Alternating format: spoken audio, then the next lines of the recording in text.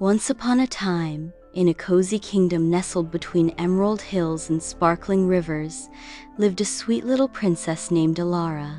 She had golden curls like sunshine, curious green eyes, and a laugh that sounded like wind chimes dancing in the breeze. Though she lived in a grand castle with glittering towers and rooms full of toys, Elara's favorite place was the garden behind the castle where wildflowers bloomed, butterflies fluttered, and secrets whispered through the trees. But this wasn't just any garden, it was magical.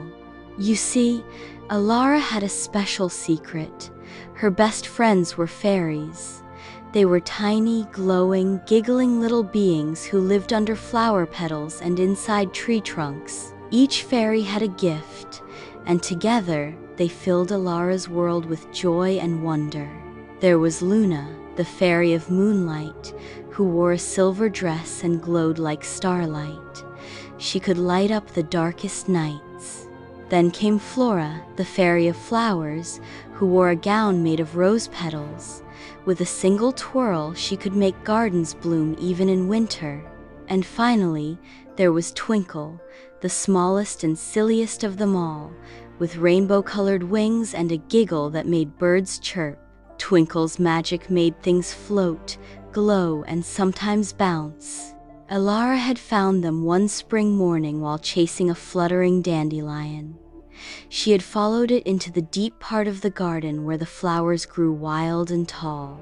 There, under a bluebell, she heard a tiny voice sneeze. Achoo!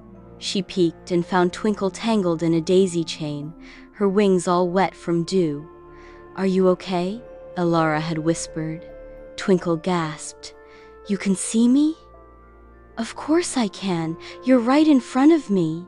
Elara had giggled, and from that moment, a magical friendship bloomed.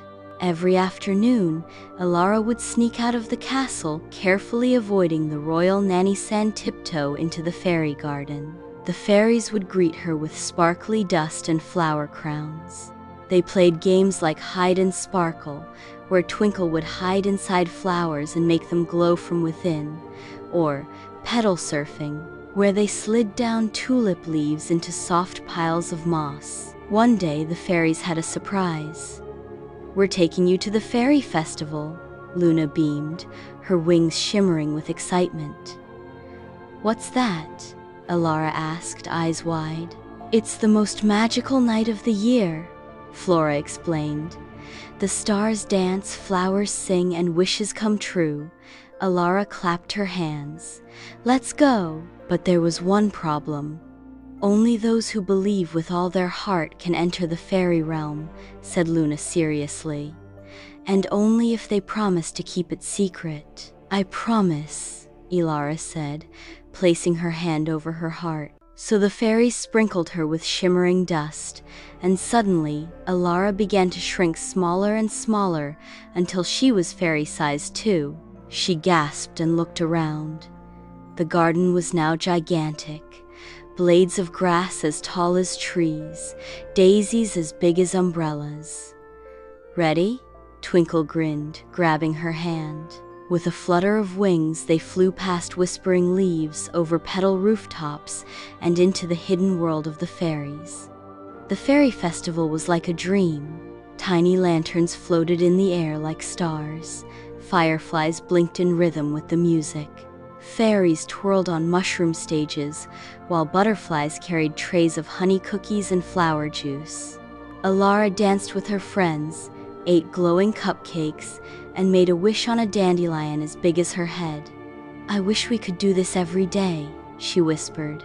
That night, as the moon rose high, the Queen of Fairies, radiant and tall, with wings like stained glass, approached Elara. You have a kind heart, Princess Elara, she said gently.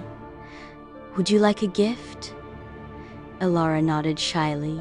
The fairy queen reached into a pouch and gave her a small, shimmering pendant shaped like a teardrop. This is a heartstone, she said.